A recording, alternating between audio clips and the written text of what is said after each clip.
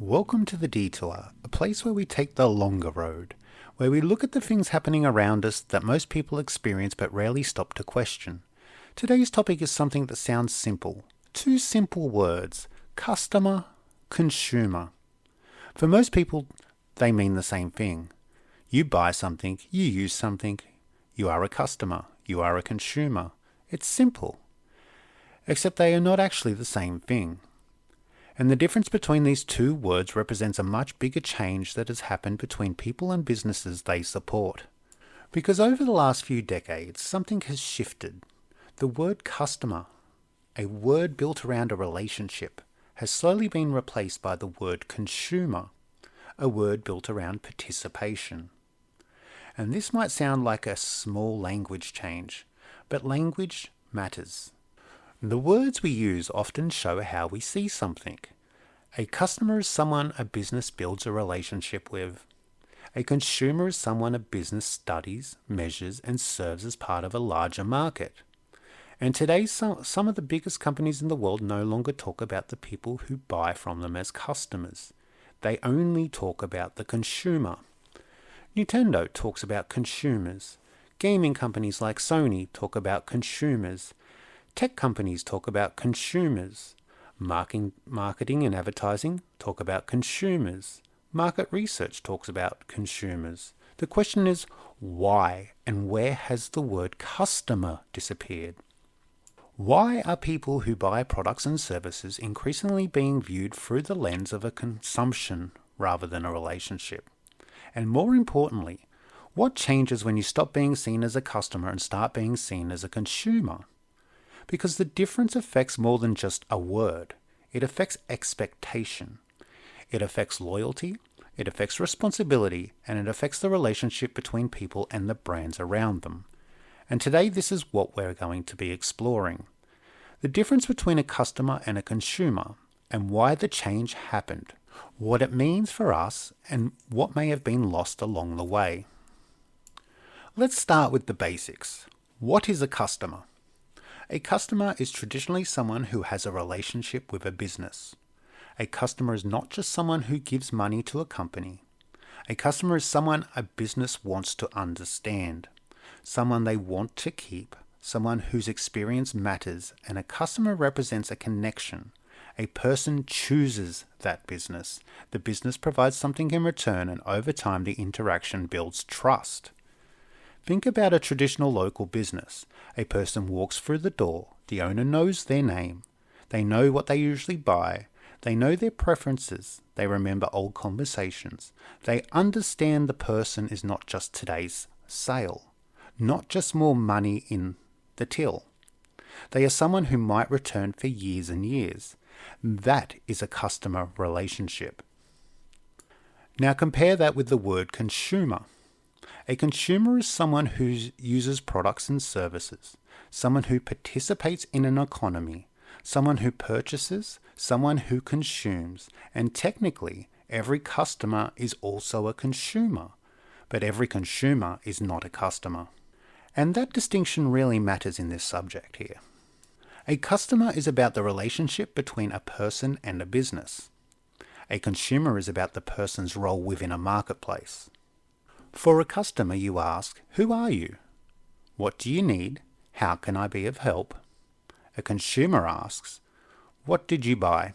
How often do you buy it? What behavior does your data tell us? Neither word is automatically good or bad. A consumer is not a negative word. Businesses need consumers. Markets need consumers. People consume products and services every day. That is very normal. The question is not whether consumers exist.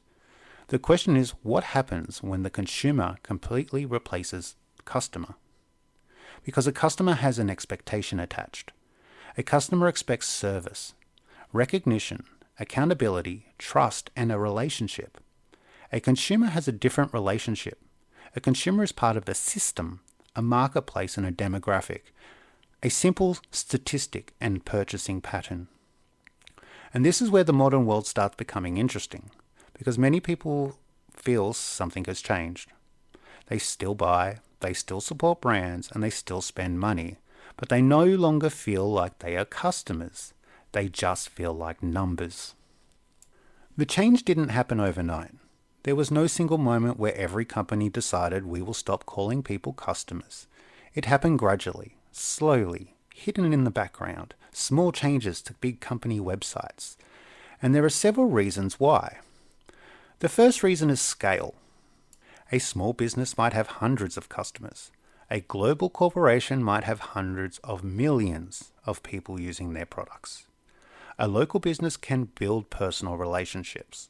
A global company cannot personally know everybody. So the language changes, the systems change, and the way people are categorized change. A global company does not usually think, who is John? Who bought this product? They think, who are our users? How many are there? Who are our consumers, not customers? What markets are growing and what behaviors are changing? And what can our consumers' data tell us? And this makes sense from a corporate perspective. Large companies have to understand millions of people. They need that data. They need that research, and they need those statistics. They need ways to understand enormous groups of people. But there is a trade-off. The bigger system becomes, the harder it becomes that the individual person feels seen. A customer relationship is personal. A consumer relationship is scalable. And the modern world has increasingly chose scale, speed, and price. Now this is where the difference becomes much more noticeable, because this isn't just about everyday conversations. This language appears everywhere. Corporate reports, marketing strategies, industry discussions, investor presentations, and market research, and even the biggest entertainment companies in the world now use this terminology. Gaming is a perfect example. Companies like Nintendo and PlayStation have millions and millions of people who buy and use their products. People who purchase consoles, who purchase games, people who subscribe to services, people who support those companies for years upon years. Yet these companies talk publicly about their audience. They frequently use words like consumers, consumer behavior, consumer trend, and consumer preference. Now, this does not mean that these companies dislike their consumers. It does not automatically mean they do not appreciate the people who are supporting them. The important point is to understand why this language exists. Because the word choice reflects how large companies analyze their relationship with the people buying their products. A company like Nintendo is not only looking at individual people. It is looking at how many people are buying consoles, how many people are purchasing games, what types of games are popular, how are audiences changing over time, what markets are growing and shrinking, what products are performing well and what are doing bad. That is the consumer analysis. It is the understanding a group of people through their actions in a marketplace. And this is where the difference becomes important. A customer relationship is based around the individual. A consumer relationship is based around a market. Imagine a small game store from years ago. You walked in, the owner knew you. He knew you liked certain types of games. They remember what you bought last time you were in the store, and they recommend something because they know you as a person. This is a customer relationship. Now compare that with global gaming companies. The company may know you bought free games, you played 200 hours, you purchased downloadable content, you subscribed to a service. They may know an incredible amount of your activity, but they know through your data, not through a personal relationship. And this is the biggest changes in the modern world. Companies may now know more about us than ever before, but many people feel less personally recognized than ever. That creates an interesting contradiction. A company may have more information about a person than any business in previous human history, but the person can still feel invisible. Because data is not the same as having a relationship. Knowing someone's purchasing habits is not the same as knowing the person. Why does corporate language matter? Some people might ask, why does this even matter? Isn't it just a word? Aren't they the same thing? And on the surface, maybe it seems that way. But words influence thinking. Words influence priority. If a company thinks about people as customers, the focus naturally moves towards how they keep them. How do we serve them? How do we build trust? And how do we make sure they return and always are happy? If a company thinks about people as consumers, the focus often moves towards what are they buying? What trends are changing? How do we reach them? How do we influence people's decisions? And how do we understand the market? Again, neither approach is automatically wrong. A company needs to understand its market. It needs to understand consumers' behavior. This is how businesses survive. But the question is, has the consumer mindset replaced the customer mindset? Has understanding the market become more important than understanding the person? Because this is where many people feel the difference. They don't necessarily think companies hate customers or consumers. They think companies no longer know who their customers are. And that creates the feeling that many people experience.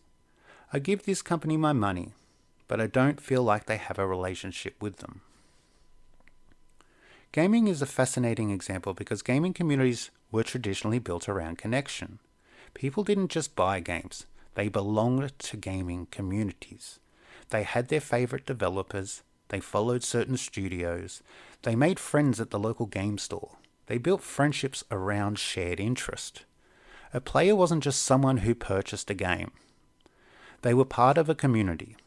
They were a fan, they were a supporter, and they were someone who helped build the success of a company. But modern gaming has become increasingly data-driven. Companies look at player numbers, engagement time, and retention, how much that people spend on each account and online activity, and ignore the actual player themselves. And again, these things are useful. Companies need to understand their audience, but the relationship is different. A fan thinks, I love this company. A consumer thinks, I bought something. They are not the same emotional connection. And this leads into one of the biggest questions of this entire episode. If brands increasingly view people as consumers, what happens to the expectations people still have as customers? Because this is where the conflict begins. People still expect customer treatment. But many companies have moved towards a consumer relationship. And that gap is growing. That space between what people expect and what companies provide is where frustration is growing. Now, this is where the conversation becomes even more interesting, because there is also legal difference between these ideas. And this is something many people don't realize. In everyday conversation, people often use customer and consumer as if they were the same identical word. But legally, especially in consumer protection laws around the word, consumer is often the more important term. Why? Because consumer protection laws are designed to protect people who acquire goods and services. The law is generally concerned with things like, was the product safe? Was the service delivered properly, and was advertising truthful? Were people misled, and were guarantees and obligations fulfilled and followed? The legal system often does not care whether a company has a personal relationship with you at all.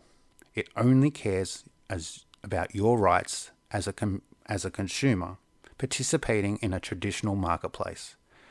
And this creates an interesting difference. A customer relationship is about expectation. A consumer relationship is about protection. A customer thinks, I support this company, so I expect them to value me in return. A consumer thinks, I purchased something from this company, so I expect certain protections. And this is a major shift because the relationship changes from we know you and value you to you have rights because you participated in this transaction. And this is not necessarily a bad thing. Consumer protection laws are incredibly important. They protect people. They prevent companies from abusing their position, and they create standards across business that all businesses must follow. But there is a difference between legal protection and emotional connection. Remember, all customers are consumers, but not all consumers are customers. That's a huge difference. and a difference between legal protection and emotional connection. A law can protect a consumer, but a law cannot create loyalty. A regulation can force a company to fix a problem, but it cannot force a company to care about the relationship of their customer.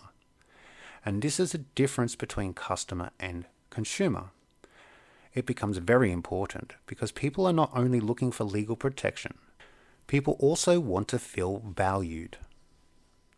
So now we all have some understanding on the difference between these two words. What a customer represents is a relationship, and what a consumer represents is participation in a market. The next question is, what happens when one starts replacing the other? Because this is part where many people feel the struggle is to explain. They say companies don't feel the same anymore. Brands don't care like they used to. Customer service has changed. I don't feel valued anymore.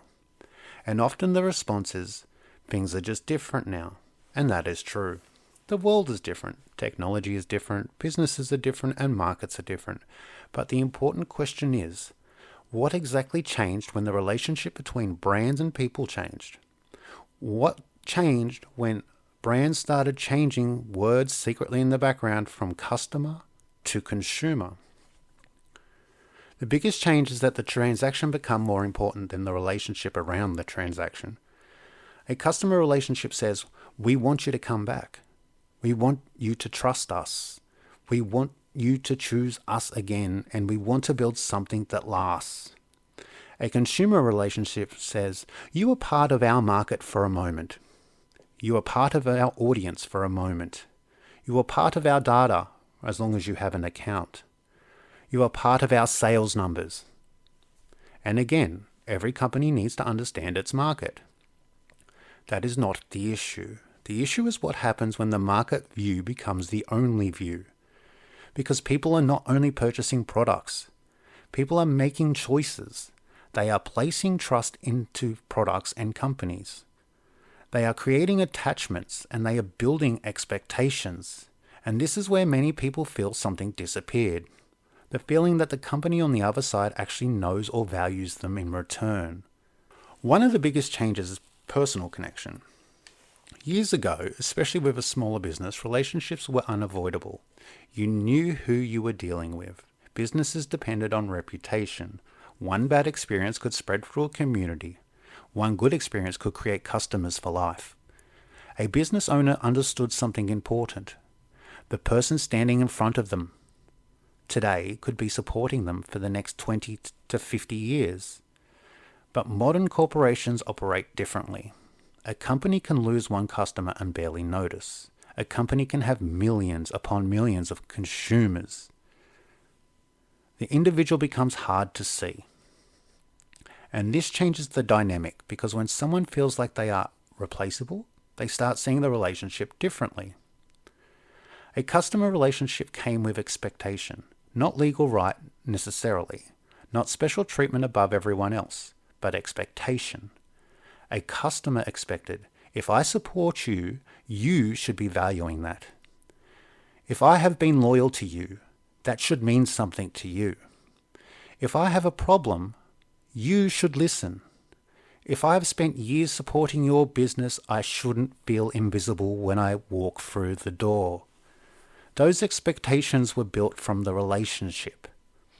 But when the relationship becomes consumer-based, those expectations disappear. The company may still provide the product. They will still make the transaction. The service may still technically be delivered. But something emotional has changed. The person may think, I am a loyal customer. The company system may think, you're a consumer who's completed your purchase. And that difference creates frustration. This brings us to the most important part, responsibility. Because when a company builds a customer relationship, it creates a different expectation. A customer relationship says we have chosen each other. We will help each other. A customer chooses the brand, and the brand chooses to serve that customer. But when the relationship becomes purely consumer-based, that connection becomes weak. The company provides the product. The consumer provides the money for the product, and the exchange ends. And this is where some people feel brands have reduced their responsibility. Not necessarily because every company is intentionally trying to avoid responsibility, but because the relationship itself has changed. A customer relationship creates accountability through connection. A consumer relationship creates accountability through systems and regulation. And those are very different things. A customer hopes they care enough to fix this. A consumer expects the system should provide a solution. And this difference explains why many people feel modern businesses are cold. Now here is where things become a bit more interesting. Because while many companies increasingly use consumer language, they still want customer behavior. They still want people to return. They still want people to recommend them. They still want people to defend them, choose them over other competitors, and feel connected to the brand. They still want loyalty, but loyalty only comes from relationship, not transaction. A person does not become loyal because they are considered a consumer. They become loyal because they feel like they're a valued customer. And this creates a contradiction. A company may treat someone like a consumer, but in return, they're hoping they behave like a customer. They want you to commit as a customer while they treat you like a consumer. And eventually people notice. This is the part where the conversation moves beyond what customers lose, because brands lose something too. A lot of companies focus on gaining consumers, more sales, more users, more market share, and more engagement. But they sometimes underestimate the value of a true customer. A customer is not just someone who buys. A customer can be an advocate, someone who tells friends, someone who recommends the brand, and someone who creates positive reputation without being paid. That type of loyalty is incredibly valuable to a business, big and small. But loyalty is a two-way relationship. A company cannot remove the relationship and still expect the loyalty to stay the same. If people feel like my support does not matter, my history with your brand does not matter, and my loyalty and amount spent to your brand is not recognized, then eventually they stop acting like loyal customers. They become the consumer the company is driving them towards. They then compare, they then switch, and they then move on. Because why remain loyal to something that no longer feels loyal back?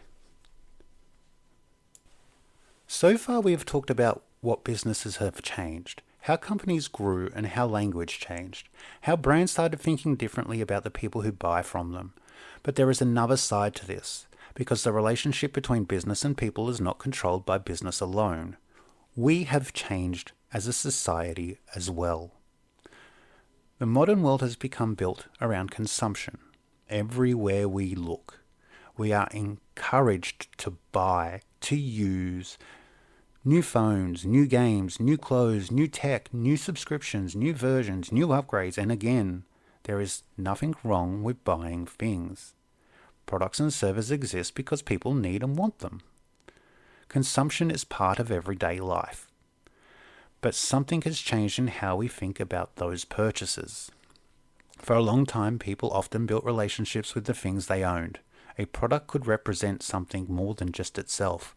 It could represent a memory, an experience, or a moment in life. A person might keep a car for decades. A person might have the same computer for years. A person might remain loyal to a brand because of experiences they have had in the past. Today, many purchases are much more temporary. The newest version arrives, the next upgrade appears, and the competitor releases something different. A trend changes. And suddenly, what we already have feels outdated. This creates a culture where people are constantly moving from one thing to the next, and businesses respond to that behavior. Because businesses follow incentive. If people constantly chase the newest thing, companies create the newest thing. If people constantly compare prices, companies compete through price. If people constantly switch brands, companies focus on attracting new customers.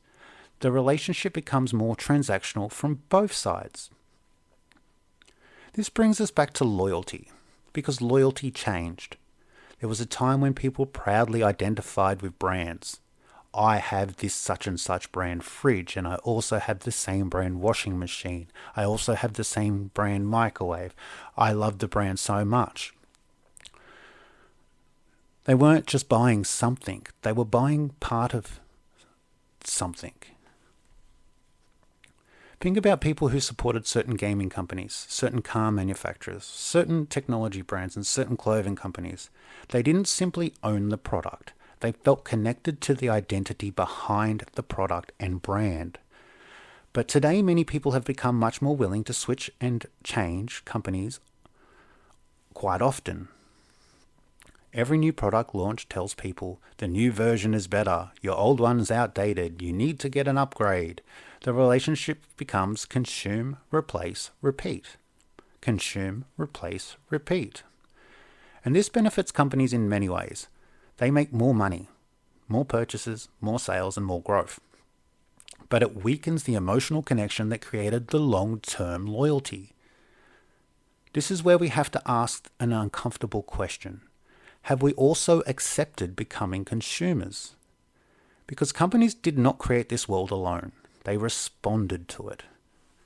People have more choices than ever, more information and more access, more competition.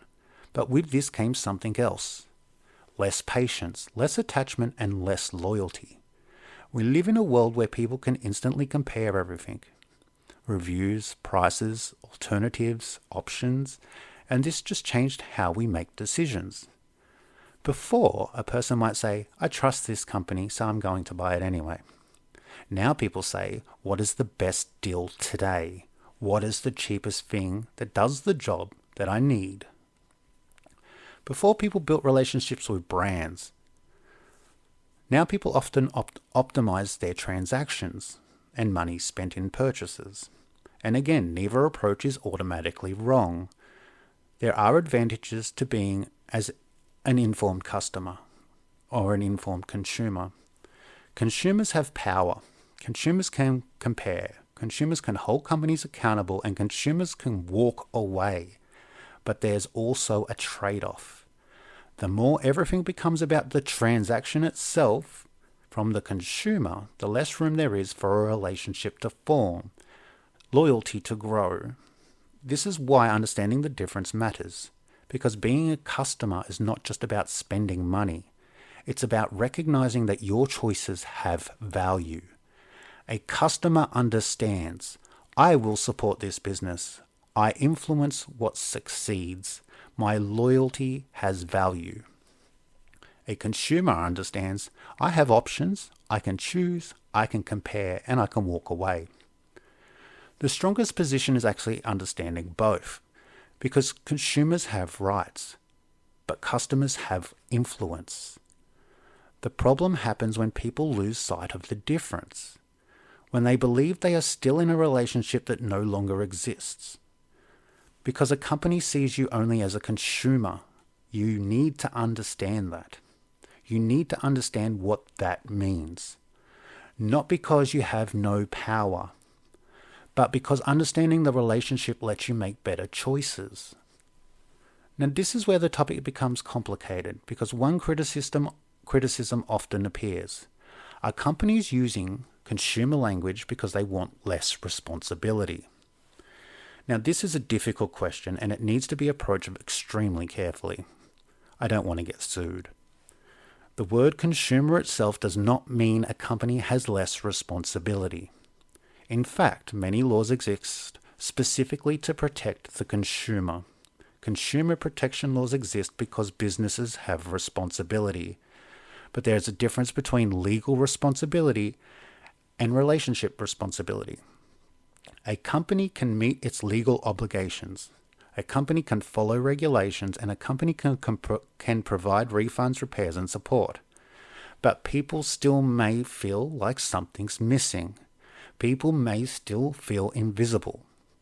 Because people don't only judge businesses by whether they followed the rules. They judge them by the experience themselves. A company can say, We fulfilled our policy. But a customer might think you did the minimum amount required. And this is the gap. Legal systems defined the minimum standard. Relationships create the emotional standard. A customer often expects more than a legal requirement. They expect goodwill, good understanding, and they expect a company to care about the relationship and the purchase. And this is where some brands struggle, because a consumer-focused system is designed around efficiency. A customer-focused system is designed around relationship. Both systems have value. Both systems have merit. But they create very different experiences. One of the reasons this topic matters to me is because I have experienced both sides of the relationship. I have been the person buying the products. I have been the person using the services, and I have been the person expecting a company to care. But I've also been on the other side. I have been the person to run my own businesses. I have been the person dealing with customers. I've been responsible for the experience someone had after choosing to spend their money in my store. And that experience changes the way you see this topic. Because when you run a business, you learn quickly that the person in front of you is not just a sale. It's not just money in the till. They are a person who made a choice. They had other options. They could have gone elsewhere. They could have spent their money somewhere else, but they chose you. They chose your business. And that choice alone has the most value. A lot of people misunderstand customer relationship. They think it's only about being friendly. It's only about good service. It's only about making someone happy. But it's bigger than that. A customer relationship is about responsibility. When someone trusts your business, they are trusting you with something. Not just their money, not just their time or their expectations. Sometimes even their reputation can be placed in your hands. Because when someone recommends your business to another person, they are putting their own name behind that recommendation. They are saying, I believe this guy and this company is worth your time. I believe this company will treat you the best. I believe the company deserves your support. Go try them. It's not just consumption. That is connection. When you run a business, there is no major difference between selling something and serving someone. Selling is simple. A transaction happens, money changes hands, and the product leaves. The interaction's over. Serving someone is different. You think about the entire experience, before the purchase, during the purchase, after the purchase, and even a long time after the purchase. You ask, did they get what they needed? Did they understand what they bought? Did they feel respected? Would they come back? Would they recommend me? Because a good business understands that the first purchase is not the goal. The relationship is. A business built around customers does not only ask how much money did we make today. It asks, did we create something special for someone who wants to come back? And this is where I think the modern business world has changed the most, because many large companies are no longer built around an individual relationship. They are built around scale, efficiency, automation, data, and growth. And again, these things are not automatically bad. A company serving millions of people cannot operate like a small business. That's just fact. But something changes when efficiency becomes more important than the connection. The customer itself becomes hard to see. The person becomes just an account number, a user, a profile on a system, a static consumer. And this is where many people feel disconnected and disappointed, because they know they are valuable. They know they spent money. They know they supported that company, but they don't always feel valued in return. The strongest parts of a customer relationship is being known, not in a creepy way either. Not because a company tracks everything you do, but because there is recognition. A customer wants to feel my support has mattered to someone. My history here has mattered. My loyalty has mattered. And when that disappears, something changes. Imagine supporting a company for 10 years, buying their products, recommending them to everyone you meet, defending them, choosing them when competitors existed. Then one day you need help. and the company treats you exactly the same as someone who purchased just yesterday. Someone with a brand new account that's only been with the company for 24 hours. Technically, that may be fair. Everyone deserves support. But emotionally, it feels different. Because from your perspective, you have been loyal. From the company perspective, you're just another customer or number request. And that difference is where frustration lives. Because this shift does not only hurt customers, it also hurts the business. Companies sometimes focus heavily on attracting new customers. New customers, new downloads, new accounts, and new purchases. But they underestimate the value of the people who are already there. The loyal ones, the supporters, and the people who tell others, the people who defend the brand, and the people who help grow the brand. Those people are incredibly valuable. A company can buy advertising. A company can buy exposure, and a company can buy attention, but it cannot simply buy genuine loyalty. That comes from years of experiences that are positive. And when a brand moves away from a customer relationship, it risks losing exactly what made people care in the first place about it. The biggest misunderstanding in this entire discussion is that people think that this is only about customer service. It is not. It is about identity. How does a company see the person buying from them? Are they someone who matters? Someone who has a relationship with the brand, or someone whose loyalty is actually valuable to the brand? Or are they a market segment, a purchase pattern, and a number on a profile? Because these two views create very different businesses. They create very different business experiences and purchase experiences for the people involved. So where do we go from here? So after everything we have discussed, the question becomes, what do we actually do with all this information? Because this episode is not about simply complaining that things have changed. Change happens. We all understand that. Technology changes and evolves, markets change and evolve, businesses change and evolve, and even the people around us change and evolve. The important thing is understanding the relationship you're actually in. Because once you understand whether you're being treated as a customer or a consumer, you understand the expectation you should have. And this is where many people become frustrated. Not because they are the consumer, but because they believe they are receiving a customer relationship when the company is operating a consumer relationship. They expect recognition, loyalty, personal connection, understanding, and accountability. But the company may be operating around transactions, policies, data, marketing trends, and efficiency only. Neither side is necessarily wrong, but they are speaking different languages. One of the most important things people need to understand is that being a consumer does not mean being powerless. Actually, consumers have significant protections. Consumer protections exist because companies have responsibilities. Businesses have obligations around things like truthful advertising, product safety, fair trading, guarantees, services being delivered properly, and protections against misleading claims. Being a consumer gives you rights, but rights are not the same thing as relationship. A consumer right can tell a company, you must fix this, you must provide what you promised, and you cannot mislead the people. But it cannot force a company to say, I actually truly value my customer. We appreciate your loyalty. We want to keep your trust and keep offering you our business. That part comes from customer relationship. And this is the biggest point of this whole episode. Understanding the difference between a customer and a consumer gives you the awareness you need. Because if you believe you are a customer in a relationship that no longer exists, you may continue expecting things that businesses no longer designed to provide. You may think, they know how long I have supported them. They know how much money I have spent. They know I am loyal.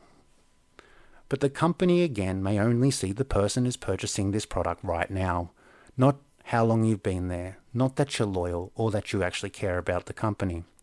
Once you understand that difference, you can start making better choices for yourself on where you shop, where you spend your money, and who you support. You can decide, does this company deserve my loyalty? Does this company still represent what I truly value or what their initial values were? Does my purchasing relationship still work with this brand for myself? Because loyalty should not be automatic. Loyalty must be earned. But there is also responsibility on our side, because as customers and consumers, we have the power. Every purchase we make is a decision. Every choice supporting someone is a decision. Every dollar going somewhere is a decision. If people continue supporting companies that provide poor experiences, companies receive a message. And that message is that they can get away with doing the bare minimum. If people reward companies that treat them well, companies receive a different message. The market responds to behavior, and this is where people often forget their own influence. They say, one person cannot make a difference. But every large company is built from millions of individual decisions.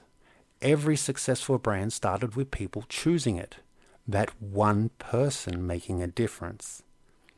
The question going forward is whether businesses can find a balance, because the modern world is not going back.